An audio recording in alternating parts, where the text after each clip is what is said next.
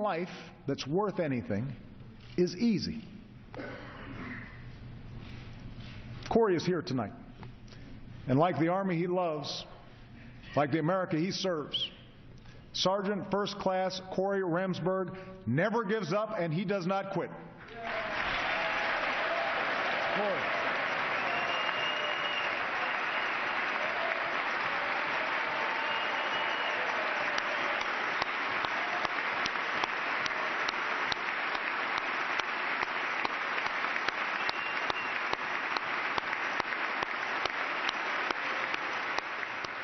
It was the longest, it was the loudest, and the greatest applause of the night. And it was not for President Obama. Instead, the nearly 2-minute standing ovation and applause was in honor of Army Ranger Corey Remsburg, who is recovering from injuries from his 10th deployment. I was in the room.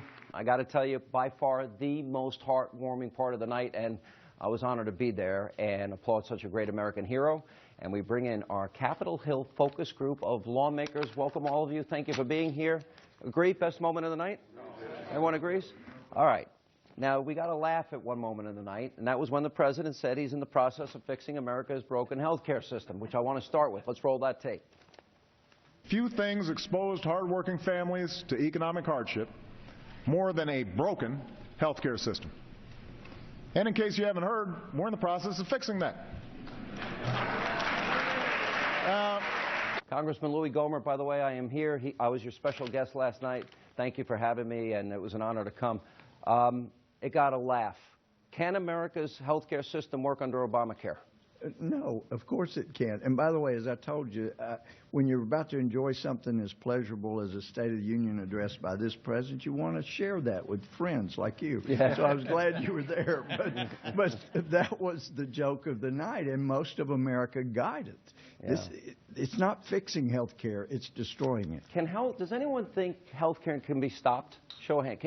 Because we've had this battle, the president kind of mockingly, you do think it can be stopped. How? It's going to be stopped when the American people rise up, but also as Democrats understand that they can't get reelected if they're going to continue to defend Obamacare. That'll be the signal that we can undo Obamacare. And it's the money. Yeah. As people realize how much it's costing, they're losing. And it really does all go back to the pocketbook. And you're actually getting less people insured than before. The whole premise falls apart, and then you start paying for it. The American people aren't stupid. They'll get it. Congressman Chaffetz, we made specific promises. If you like your care, keep your plan. If you like your doctor, keep your doctors. You got to $500 per family per year, none of which is happening. But yet, it's still the law of the land. And the president mocked a lot of you in this room tonight. If I say, we can't be voting 40-some-odd times to repeal, what's the best path towards repeal? Look, the fundamental problem with this president is what he says and what he does are two different things. I've sat through 6 State of the Unions from this president. Best news is there's only 2 more left.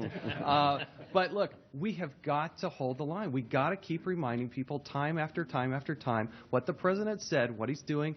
It's a lie. It's not true. It's not going to fix this. And America will hopefully wake up. Is it going to take the pain and the realization of higher premiums, losing your doctor, losing your care? Congresswoman, I know very early on, you were part of the repeal effort. Hasn't happened. You have you guys are in charge in the House, but not the Senate. You don't have the executive branch. So how do you do it? Well, I just want to give the American people hope that there are members of Congress here that aren't going to give up. We're going to stay on the repeal train because that's hurting Americans. We want health care to be better, and we want people's lives to be better. My guest last night was a young female physician who wrote me last month and said, let me tell you how patient care has changed under Obamacare.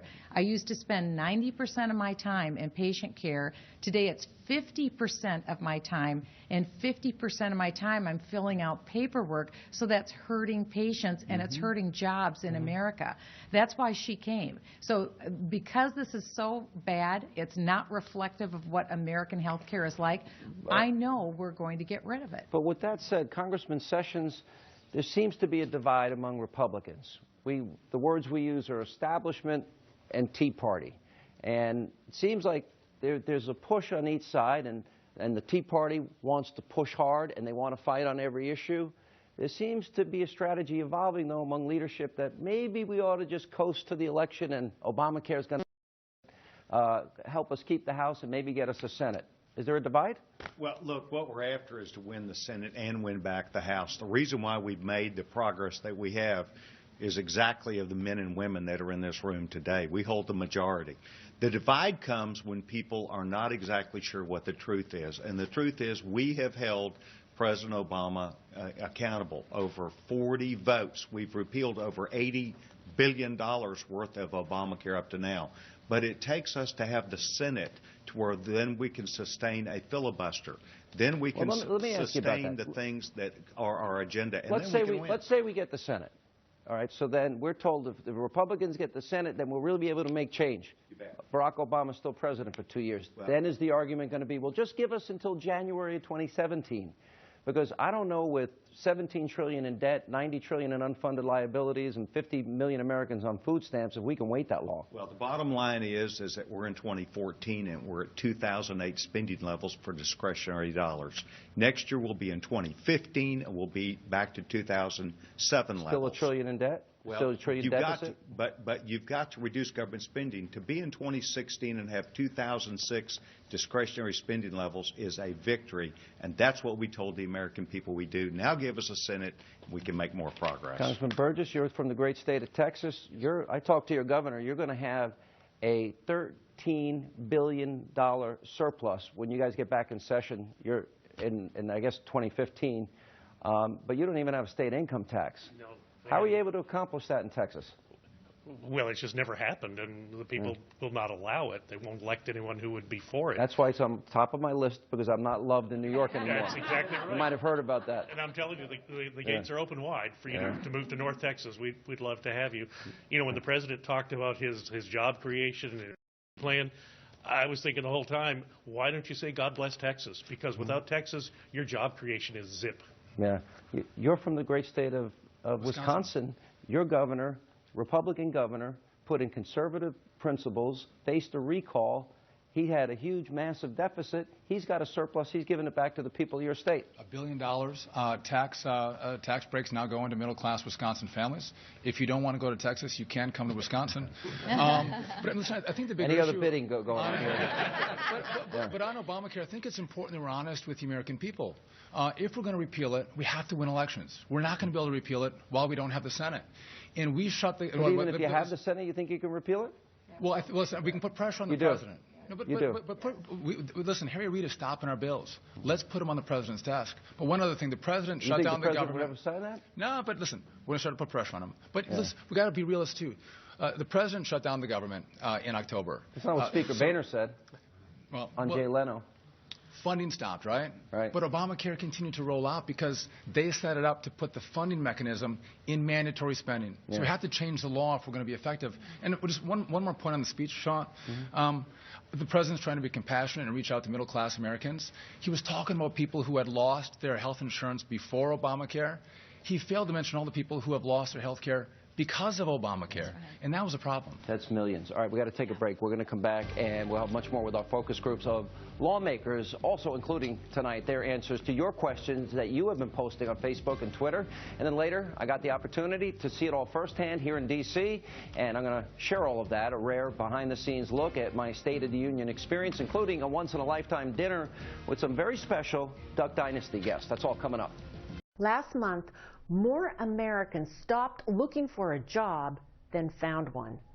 Too many people are falling further and further behind because right now, the president's policies are making people's lives harder. Republicans have plans to close the gap. Plans that will focus on jobs first, without more spending, government bailouts, and red tape. Every day, we're working to expand our economy. One manufacturing job, nursing degree, and small business at a time. All right, that was Washington Congresswoman Kathy McMorris Rodgers delivering the Republican response to the President's State of the Union last night. And for some more GOP reaction, we turn it over once again to our panel of lawmakers. They were also at the State of the Union. Congresswoman Blackburn, Tennessee, good to see you. We know what's going to be told about all of you in this room in this election cycle. There's a war on women, that Republicans want dirty air and water. They want to throw Granny over the cliff. and income inequality. You don't want income inequality in America. What should the reaction be? How do you defend against what I would argue are predictable attacks? You know, I think what we keep the focus on is opportunity. We're the great opportunity party. And when you've got the president always talking about minimum wage, let's flip it. Let's talk about maximum wage and letting individuals earn as much as they can possibly earn. You just care about the rich. You know what they're going to say. We want individuals to have opportunity and children to dream big dreams and see those dreams come true. Could part of that argument be where it's immoral to rob from our children with $17 trillion in debt?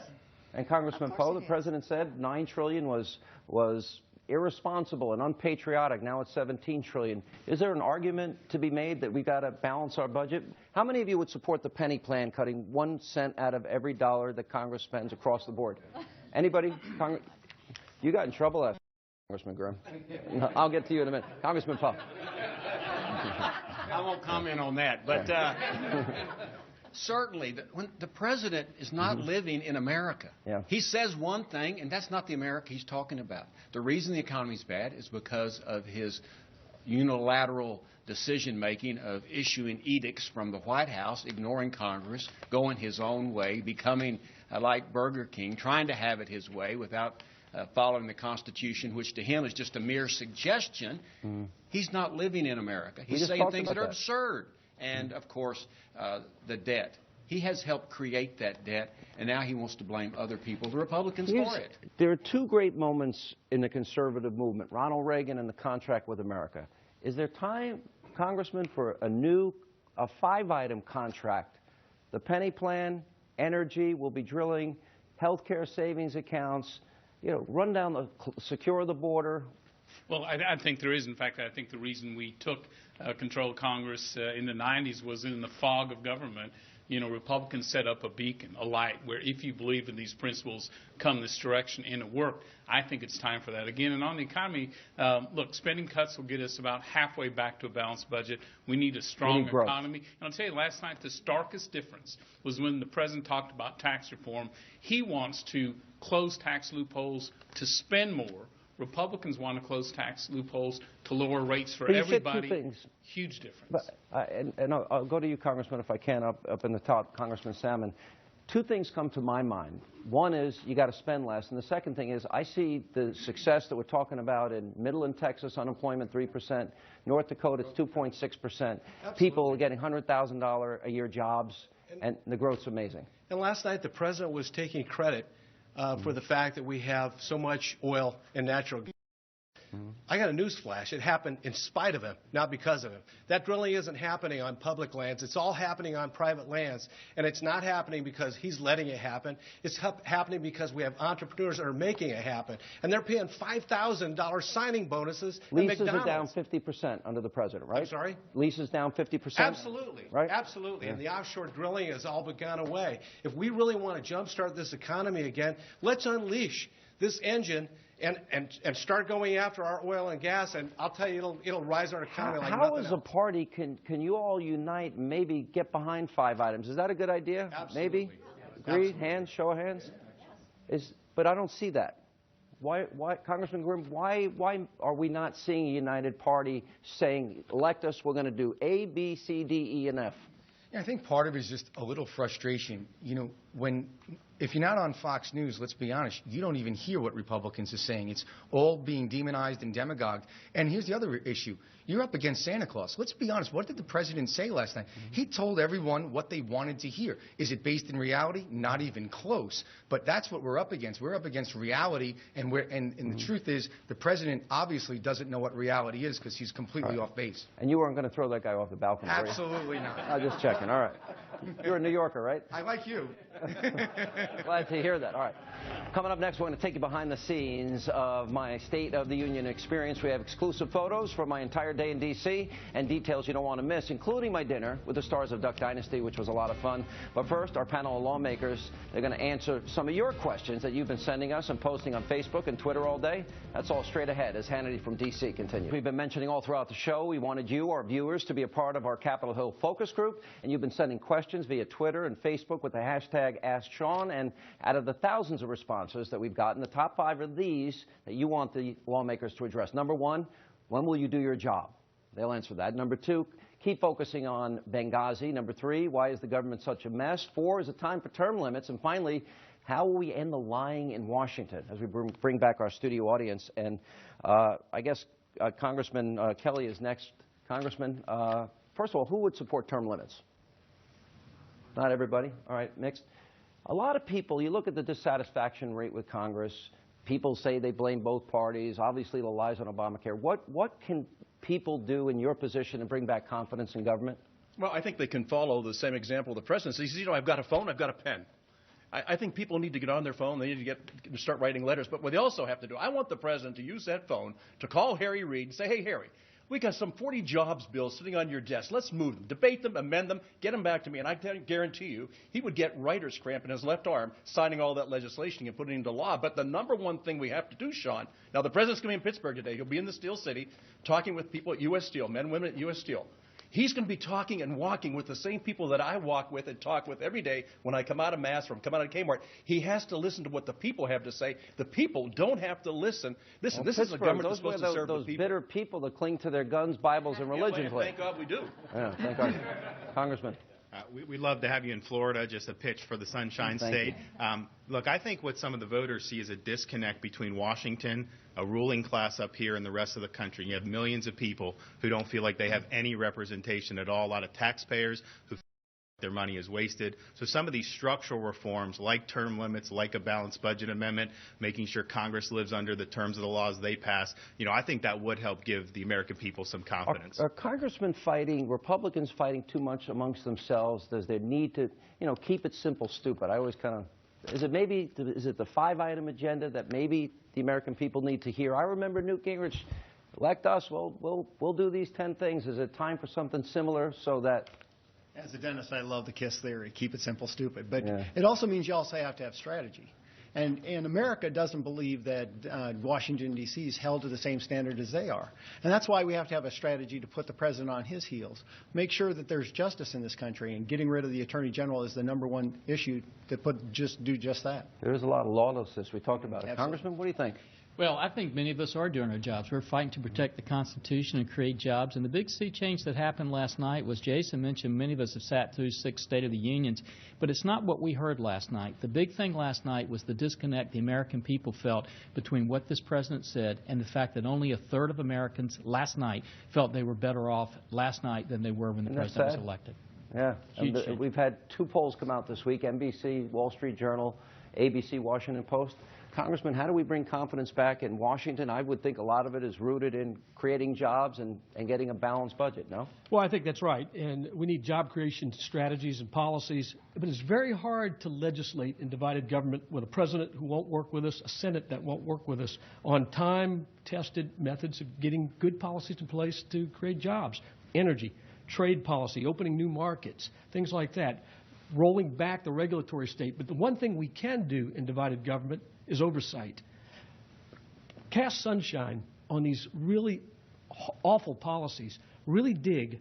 Work hard. Jason's doing that. We've been doing on Ways and Means with the IRS. Devin has been working on Benghazi. Those are the kind of things we need to be doing. I want to make sure I get everybody. Congresswoman, what if the president follows through on his threat on executive orders? Well, we need to make sure that doesn't happen. He needs to, instead of going around Congress, he needs to work with Congress. And I think it's really important. And most Americans know what we are against. We are against the president's policies for this nation. But I think it's important for all of us in this room to articulate what we're for. And I think laying out the differences, the better alternatives we have for energy, for taxes. Congressman, we got to get you 2 guys in. Sean, let me say what wasn't said last night. So the ranger that served 10 tours fighting al-Qaeda got the longest ovation. Not one mention of al-Qaeda. And al-Qaeda is stronger today than they ever have been. Interesting. Last word, Congressman. Well, you know, my biggest takeaway from last night was that when it comes to health care, the president, one, he admitted, there was an admission that his plan wasn't working. because you can't fix something that's That's already why you working. all laughed? That was an admission. But the second point was the laughter and how the president mocked the American people who are going through so much pain and suffering. It is a real issue in the homes of the families that were watching last night, and he just laughed, and he created laughter about an issue that is so personal to the American people who have lost their insurance. Funny. It's not funny for the 6 million people that don't have insurance anymore, and he said you'd be able to keep your plan. I hope you guys can unite behind 5 strong issues and help change the country. Thank you all for coming. Appreciate it. And the American people I know do as well. It's great to hear from all of you. Thank you all. Now, when we come back.